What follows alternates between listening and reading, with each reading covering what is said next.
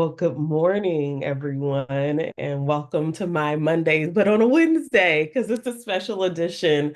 I have the lovely Project Sankofa crew with me here today, and Mel, who's here as our tech support. Thanks, Mel, for being here with us. We are excited to talk to you about the next Black educator workforce. But before we do that, welcome you to the space. Welcome you to Project Sankofa land, as I like to call it. I'm Dr. Maisha Beasley, for those of you who might not know who I am. And let's just do a round of quick introductions. John, I'll start with you. Cool. What's up, peeps? My name is Dr. John Edwards. I am fortunate to lead the vision and direction for our Next Black Educator Workforce program, which we will share a little bit more about in a little bit. And just a little bit about me. Born and raised in Memphis, I started my career off as a classroom educator and have been very fortunate to work in different areas of the education space. Excited to share more about the Next Black Educator Workforce program. Nicole, I'm gonna pass it over to you. Thank you, Dr. Edwards. Hi, everyone. My name is Nicole. I am the recruitment coordinator for the Next Black Educator Workforce, or NBEW, as we call it. A little bit about me. I born and raised in the San Francisco Bay Area. My background is in high school counseling, and I'm excited to be here. Excited to chat with you all. Great. As you can see, we have wonderful staff with us for the Next Black Educator Workforce. Just a little bit about Project Sankofa. We started actually as a consulting business in 2016 to meet a need for Black students in racially isolated communities. We started out as kind of a mentoring program and grew into the African American Scholars Project, really servicing students in suburban areas, but quickly realized as a researcher that these are called racially isolated communities. So these are communities where the Black student population is 5% or less. And the work that we were doing in schools from 2016 to, let's call it, 2019 was really around socioeconomic, social-emotional well-being and college readiness. In 2020, our work took a turn and we became a nonprofit. And in that, instead of becoming a nonprofit, our goal was not only to impact the students in the classroom, but the educators who were going to go into the classroom. And about a year and a half ago, I thought about our model, our African American Scholars Model, which was based in community cultural wealth as a theoretical framework. And we had facilitators who were deployed across 6 schools in the Bay Area. And I really thought about what is the model that we want for sustainability. And one of the things that kept on coming up to me was that these schools needed us because there weren't Black educators in the school districts themselves.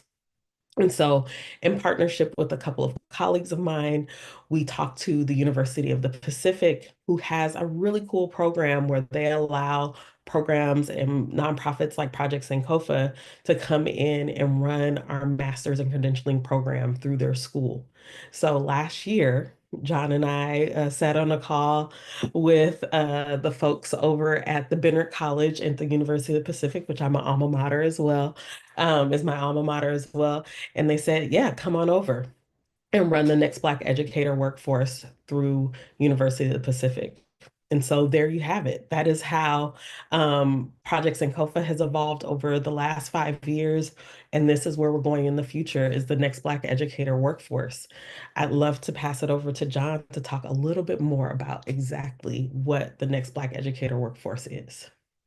You know what? I appreciate that. And at this time when our education system is at a crossroads, I think the Next Black Educator Workforce, let me pause, not think, I know that the Next Black Educator Workforce is not just a response. It's, in my opinion, a revolution to how we reimagine the classroom, leadership, and justice in education.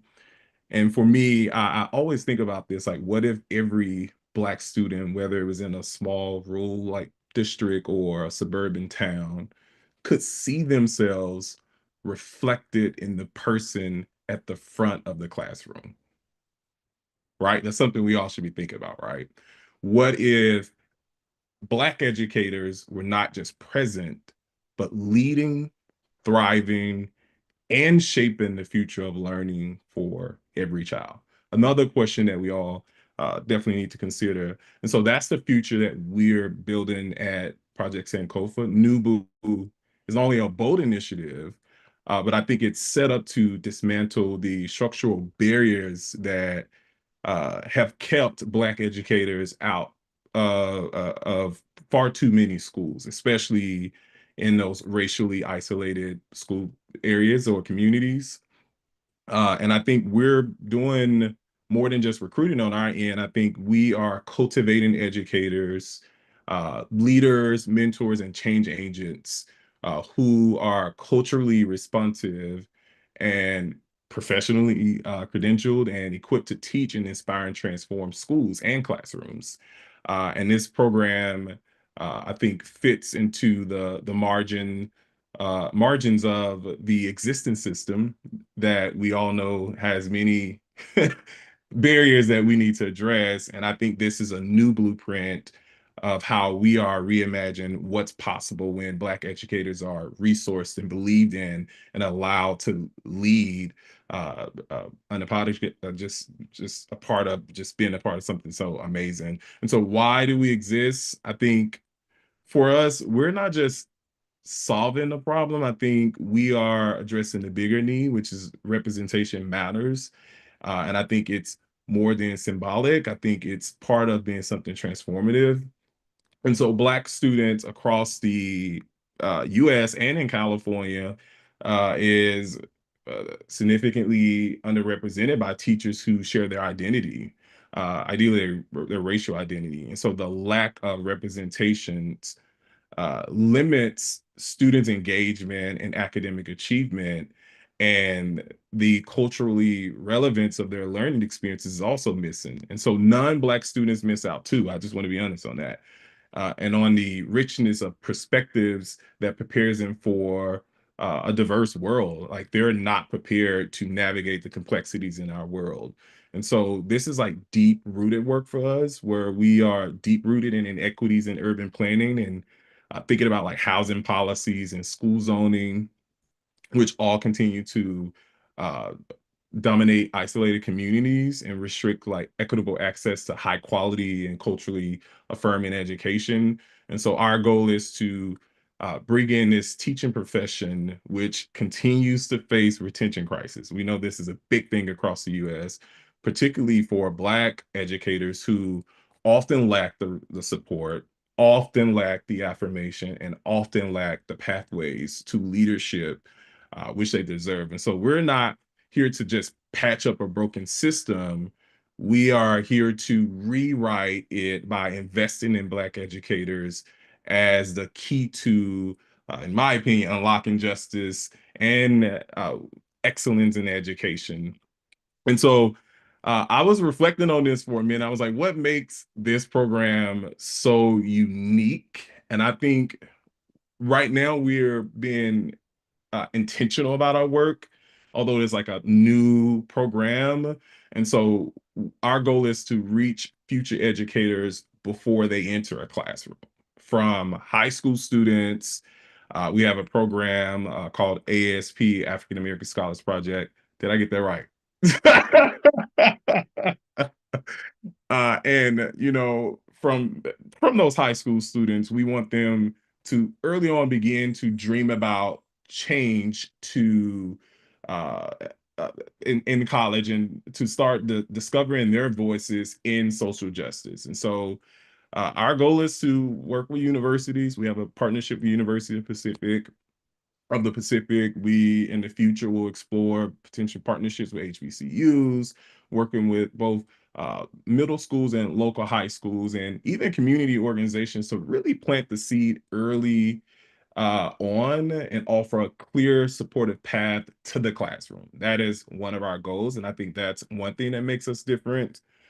We're a full circle. We often talk about internally, like how do we create an ecosystem? And so our support doesn't end with just educators being hired. It begins before credentialing, And it continues through our placements and our mentorships and our mental health services. We've talked about financial literacy, professional development, culturally relevant professional development. And so ideally, we want to offer this wraparound experience that I think nurtures just the educator, but the whole entire person that they will bring into this space. I'm reflecting on like we want to center our work on joy and justice. I want to emphasize joy and justice. What I mean about that, uh, our program emphasizes joy as resistance, right?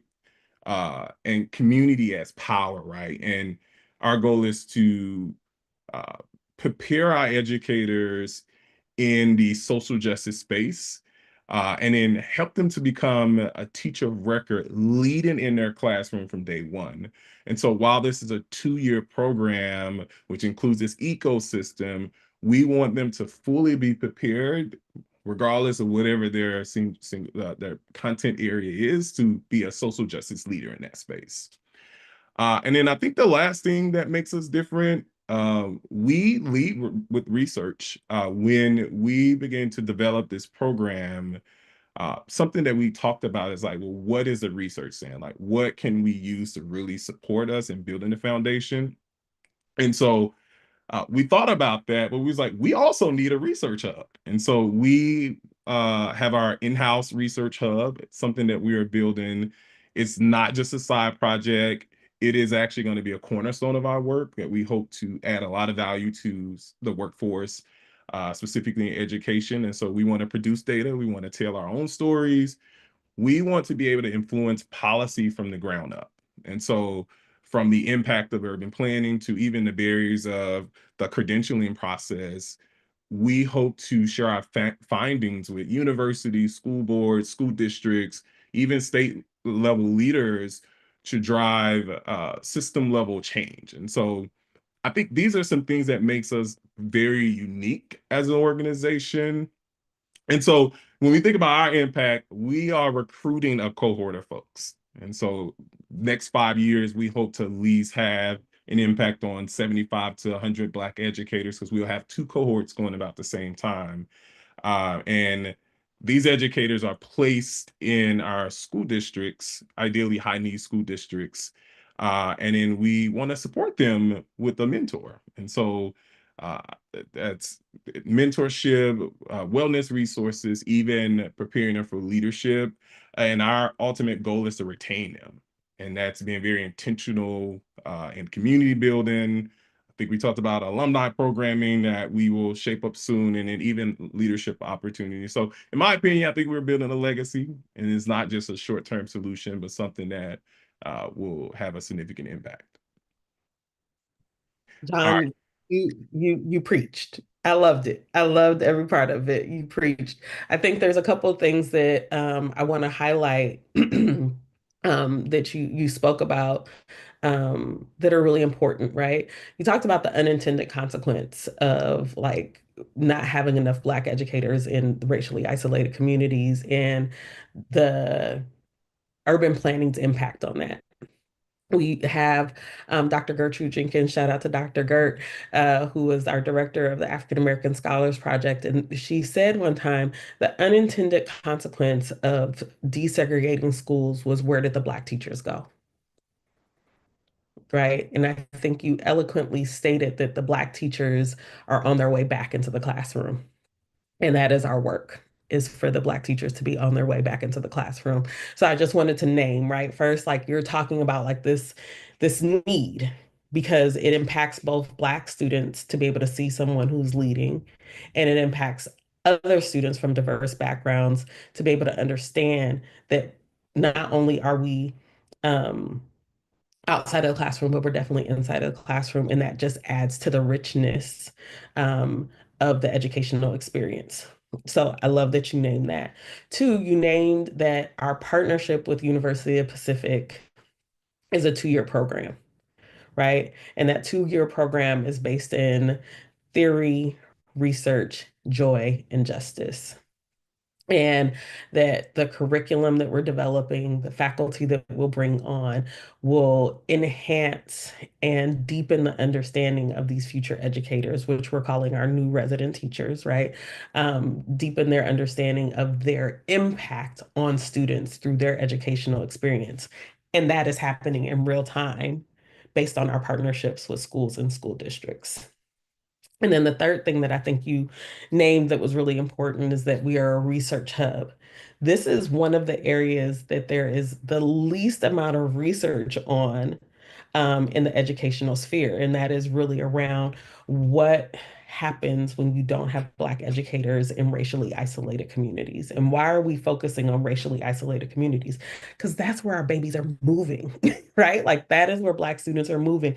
They're moving out of these urban communities. And even in the urban communities, the landscape of who is in those classrooms is changing. And so we really want to pay attention to why is that happening? What's urban schooling's impact? How does that impact their desire for career and college readiness? All of those pieces, as John said, inform policy. So this is the ecosystem, right? It's bringing Black folks back into the classroom. It's steeping our work in a university that deepens the understanding of Black educators that leads to research, which we hope leads to policy reform and change, right? That is the work. And so, John, thank you for naming that. We need a cohort. And so, Nicole, I'd love for you to talk first about how did you get into Project Sankofa? What was that pathway like for you, and how does that inform how you're thinking about shaping this cohort as the coordinator of recruitment? Mm. So I began with Project Sankofa as a facilitator for African American Scholars Project, or AASP, that John and Dr. Beasley have both mentioned. So with that, I was in a classroom once a week with a group of Black students that are on one of these campuses where they are less than 5%. So I was spending about an hour with them a week and really creating a space for them where they felt safe, a space where they felt seen, a space where they felt like they could let go of all of the layers of protection that they're putting on to fit in with the rest of their campus, and they can just be themselves. And I think as powerful as AASP is, what was not so great about how we previously had that set up is that we would leave these students. I was there for an hour a week, and then I would be gone.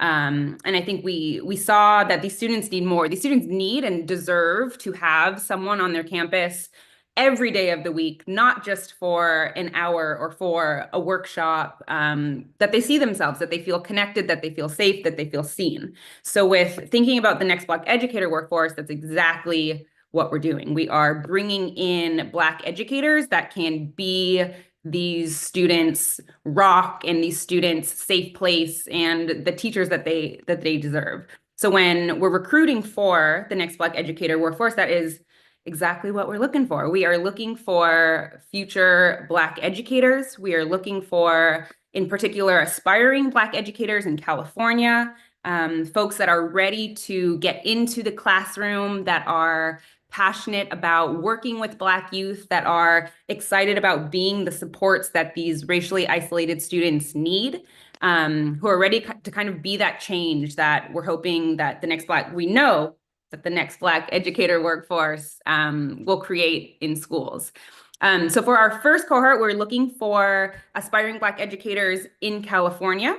This could look different ways. You could be someone who has just finished undergrad and has been on a pathway to teaching and are ready to earn your master's in education, ready to become a credentialed teacher.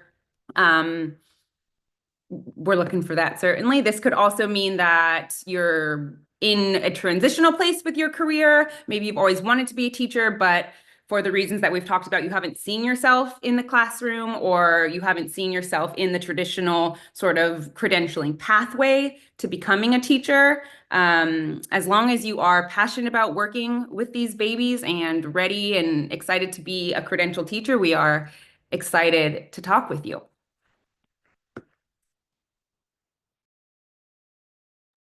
I love that.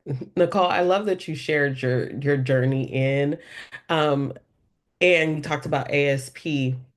The African American Scholars Project, I just want to spend like 2 seconds really talking about that project and how it fits into the Next Black Educator Workforce. So the African American Scholars Project is, again, I started in 2016, 2017 with my sister in passion, Ashley Carter. Shout out to Ashley, who's also the chair of our board. And we really were trying to meet this need for students in these racially isolated communities. So, as Nicole mentioned, we were in classrooms once a week with these students, talking through social and emotional issues that they were experiencing in their communities and in their schools. And we created what we call the Black and series. And we actually won a Golden Bell Award for CS California School Board Association for that curriculum. And that curriculum is based again in community cultural wealth, Terry Osso's framework around asset-based learning and understanding of oneself as opposed to a deficit model. Um, the work in the classroom has we have seen has been transformative. But to Nicole's point, being in the classroom and leaving and being there only once a week wasn't enough for us. With the Next Black Educator Workforce, the aspiring teacher will have the opportunity to facilitate the African American Scholars Project workshops once a week as part of their work in their master's in credentialing program, and also build relationships with those students from day to day. There are multiple pieces or components for the African American Scholars Project. Component one, the workshops, Black in Love, Black in Hair, Black in Self. I think I remember we did a Black in Self or a Black in New Year, and the students had to write their affirmations for the year and speak them out loud. It was a couple of things, right? One, we wanted them to be able to speak positively about themselves, to themselves. Two, we wanted them to learn public speaking skills. And three, we wanted to talk to them about goals. We sent those to them at the end of the year to see if those same affirmations and goals were still at the top of their mind at the end of the year. And it was amazing to see how they could see the power of words and its impact on them. So workshops, paramount, kind of the cornerstone of our work. College trips. My first rodeo in the professional world was in higher ed. So leveraging the network that I have in the higher ed space to take students on college trips throughout the year. And then family engagement. We know no student gets where they need to be without their family's involvement. And family comes in all shapes, forms, and sizes. And so we have family engagement programming throughout the year too to engage families in that social and emotional learning and that college and career preparedness. And then the last but not least is, why did I just lose it? um, some type of internship program. Sorry, I forgot just that quick. So we've done Black in the Burbs, which is our podcast on Spotify. We've done the Life After High School series, which is another series we have on YouTube. And so we engage students in an internship program of some sort to get them active in their own learning and their own understanding of their identity. Uh, so I wanted to mention that as the African American Scholars Project, again, the Next Black Educator Workforce is creating that ecosystem. So the new resident teacher will be a facilitator in a school of the African American Scholars Project if that school chooses to bring that program on. Um, John, you and I, let's talk about what we're looking for in ideal school partners for our new resident teachers. I'll kick it to you. Sure. I think what's most important is a school partner that is looking for social justice leaders. And what I mean about that, uh, while we will be bringing in teacher assistants, paraprofessionals to grow on your campus to become a teacher of record on your campus, ideally we want them to be participants of participant leaders within your school community. And so, for example, we want them um, we want them to have the opportunity to be able to support and address any inequities or challenges within your school building. We want them to be able to co-create systems in your building that supports social justice initiatives. And so ideally, that is one thing that we're looking for. We are looking for school networks or school districts or school partners who want to champion equity in this work. And what I mean about that, when we roll out our first cohort, we're going to be building a lot. And so, and we're going to learn from our mistakes in this work. And so we need leaders who are open to the equity work, but also open to co-creating this program. It's a first inaugural group. And so um, if you are a school that needs educators, we want to partner with you. If you a school that wants to champion equity on your campus, we want to partner with you. If you want social justice leaders on your campus, we want to partner with you. If you're willing to invest in your communities and your schools, we want to partner with you. And that is just a little bit of some of the things we're looking for. There's one more thing I wanted to bring up that I think is like super essential. We don't want funding to be a barrier to partnership. And so ideally, we want it to be something that we are working in collaboration to explore how we continue to support these educators. And so we are looking for school partners who are willing to get knee deep into finding solutions to better support the educators we will put in your school building. And so if that's funding, if that's resources, as a reminder, we're trying to build an ecosystem. That is what we're looking for. Maisha, would you add anything to that? Yeah, I would add that all of what John said, plus we are a staffing solution for you, right? So we know with the shortage and the crisis, paraprofessionals and teachers' assistants are needed all across the state, I'm sure across the country, but for purposes of NBEW at this moment, the Next Black Educator Workforce in California. And so the way in which we plan to partner with you is to have you provide a paraprofessional or a teacher assistant position during their program. So for 2 years, you would fully employ one of our new resident teachers as a paraprofessional or a teacher's assistant. We will provide the mentorship. We will make sure that they get through the program. And the goal is for them to become a teacher of record in your school or your school district. So again, we're creating that pipeline. We're filling a staffing need to beginning with, and we're creating a pipeline to educators at the end of that program. A lot of folks have asked us about like, how does it work? Well, that's really how it works, right? There's no frills, there's no like super special secret thing that we're not sharing. We want to fulfill a need. We want to create a pipeline. And then if you choose to add in the African American Scholars Project, your teacher, your new resident teacher will be the facilitator for that program. Once you meet with us, we can talk through the logistics, as John said, with resources not being a barrier to move this work forward. We are creating an ecosystem.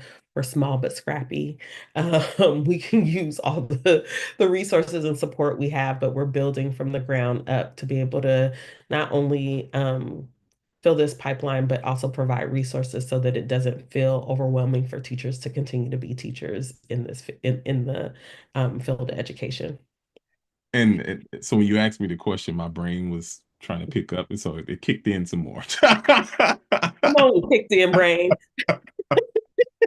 um, I I think something else is really important in establishing the partnership with the school partners. Like we want folks who or partners who have a willingness to collaborate on culturally responsive practices. We've talked a lot about this internally, and so our goal is to bring in educators with unique perspectives, right? And so we ask that our schools collaborate with us in ensuring that those perspectives are honored and not minimized in this case. I think something that's coming to mind to me is like we aim to retain and grow Black educators. And so For our work, we will want a school partner that is open to having some of our new NBEW teachers serve as mentors in this space and ensure that they have leadership pathways, because that means that, again, we're co-creating this, and so we want to ensure that our folks who are going through this program have career pathways, mentorship opportunities, and even other leadership roles. A school culture that is ready to receive, I think, is very important. We are not just placing our educators into environments where they are expected to fix systems. I say that because when I was a teacher, I have experienced that. I was like, I'm the black man in the building addressing all the cultural things. We don't want that, right? We want partners who are committed to doing the cultural work to ensure Black educators feel seen, supported, and safe. I want to emphasize being seen, supported, and safe. And I'll even feel name like they belong in a space. So I think that's very critical too. And so with that in mind, what we offered in return is that they become credentialed and supported Black educators ready to lead, ready to lead. We offer training, ongoing professional development for both the educators and schools as part of our ASP work. We're co-designing the onboarding experience and ensure that they are able to easily integrate into your community. We're creating visibility through this partnership. And so when we are working together, we're able to bring in more teachers into your school setting. Folks can see more about your work and the impact you're making within your school network. And so that's something else. We mentioned earlier, I know I brought it up and then Maisha echoed this, but we're bringing access to our research hub and insights and impact data. And so that's shared resources we can do together. And I think more than anything, we are creating a long-term partnership grounded in shared values. And I think that's something very important. My wheels started turning, Maisha, so I just couldn't help Oh, it. I'm glad your wheels started turning because that leads me to I don't want your wheels to stop turning. But let's kick it back over to Nicole. And I want to just talk about what are you most excited about for this next Black educator workforce? And then John will go to you. And then Mel, if you have some questions for us, we'll take those questions. Hmm. I think for me, through the candidates that we've already spoken to, I think a common theme is feeling like they are a diamond in the rough, sort of within their community. So they don't know a lot of other aspiring Black educators. They don't know other Black teachers. They have maybe always wanted to be a teacher, but haven't seen themselves. And I am most excited about bringing these people together. I think we have such wonderful applicants and they're wonderful on their own and can just imagine the things that they'll be able to do and accomplish when we put them together, when they can form that community and it's something that they can go through together. So I think the same way that we want our students to feel seen within schools, we also want our educators to feel the same way. And right now that's not happening for Black educators. So I think I'm most excited about building a community of educators that can support each other and that can belong within our program before they're going out and belonging in schools as well.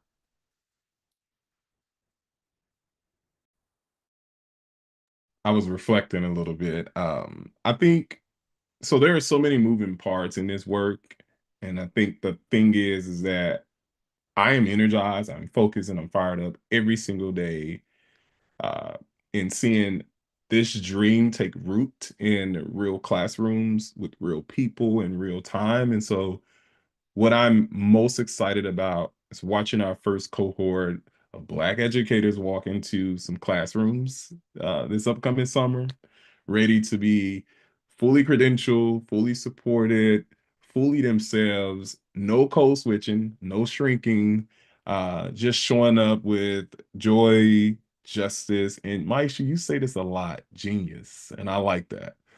I am excited about building a system that was never built for us, but with us and by us. And we're not just finding seats at the table, we're redesigning the whole room. And I think that's powerful.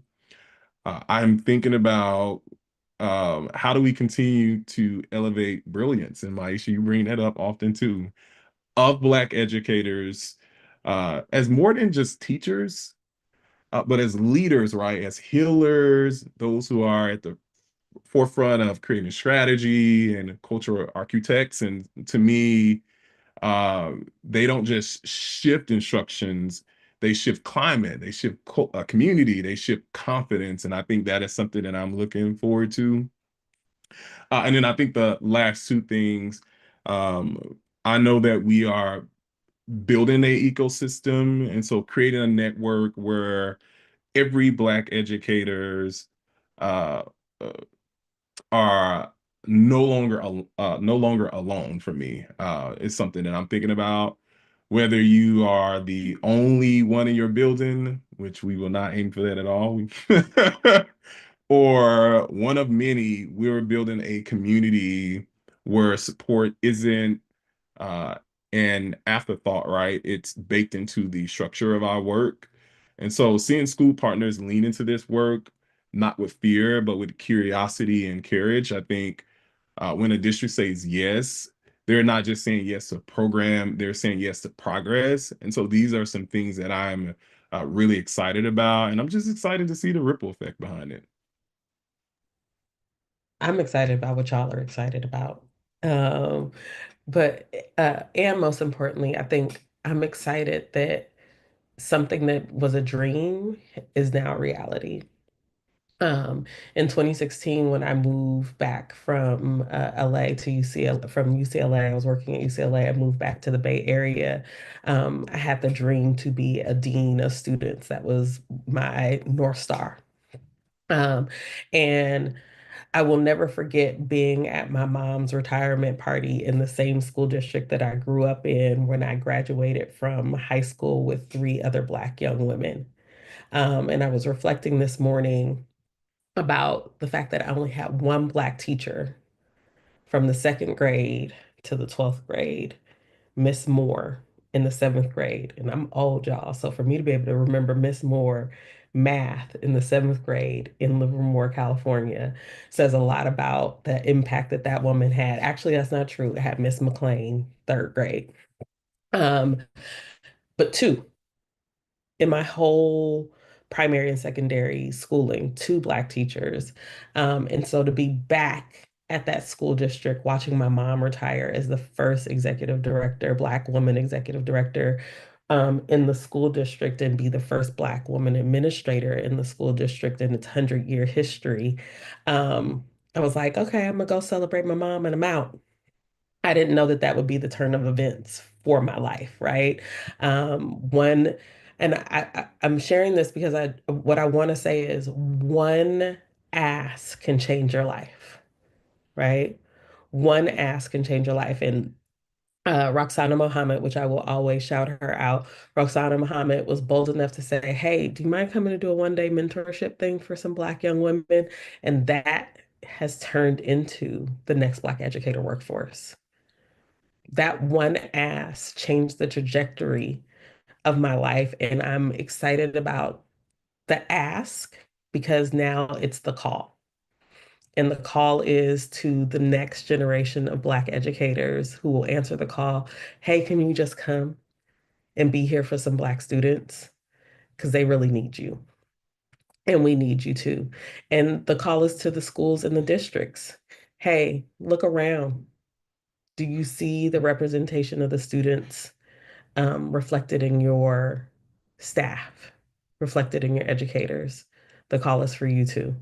So I'm excited that we get to be the call, right? And the question, like, hey, could you just come on and do the thing the way that Roxana asked me? And that dream that wasn't even really a dream has become a reality. I absolutely can't believe it. And I'm most excited that I did not cry in sharing that story.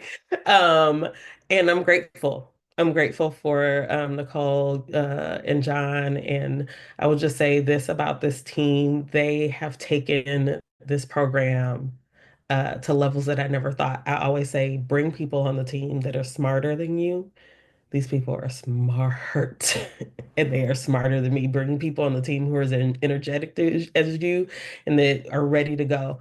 And I'm so grateful that you all have taken the charge and answered the call to do this work alongside me. So I wanted to make sure I shouted you out before we get to these questions that Mel has for us. And thank you, Mel, for being on the call with us and being tech support in the background. We appreciate all you do. Yes, ma'am. Hold on, I'm trying to figure out this pinning situation. Oh, I can't unpin John. All right, anyways, if you hear me, everyone, I'm Mel, tech support. I'm the person behind the social media as well too. So I wanted to ask a few questions that I think might be helpful for folks to here. And so from the like teacher candidate side, we did get some questions about like, do I need to live in California to enroll in the teaching and credential master's program? Great question. So you do need to live in California. So in the first year of our program, our new resident teachers will be working at one of our partner school districts or schools within California. So right now we're specifically looking for aspiring teachers in the Los Angeles area, the Sacramento, Stockton, East Bay, in the San Francisco Bay Area. But yes, for this year, you do need to live in California. And California is a beautiful state, y'all. So if you're reach out to us on Instagram, happy to talk about what's like living in California. Reach out to your community, your fam. Good place to be. But I'm biased because I live in California. All right. My next question also around for folks who are interested in the program. I know on the website we talk about like what is like, or we talk about hands-on experience. Can you kind of do a deeper dive to like how would that benefit me, or what would that look like as a candidate going through the program?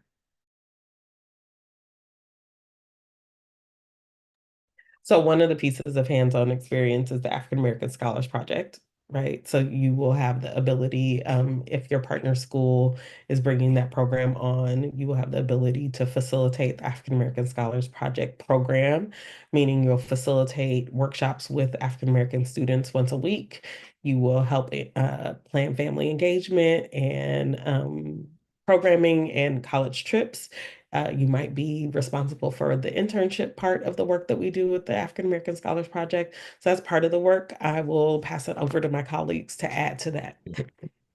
And I do want to name, we don't believe in preparing educators from the sideline. And so that means that we will be side by side with you doing this work.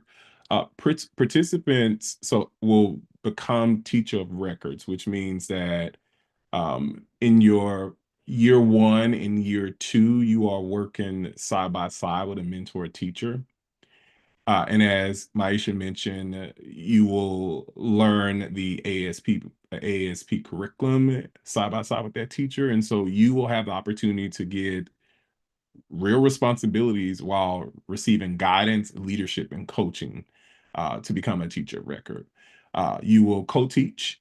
You will have the opportunity to test out some things rooted in culturally relevance and real world application. And then through these experiences, you will develop classroom management skills, lesson planning skills, and all of this will be in real time.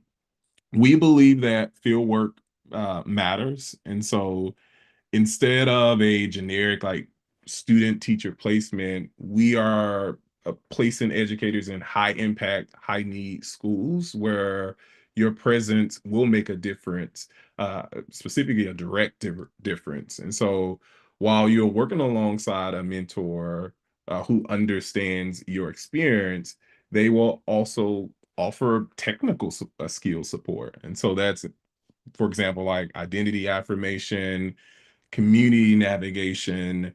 I mean, as an educator, you have to be policy literacy too. And so that may be some areas where that may lean in, where you may lean in.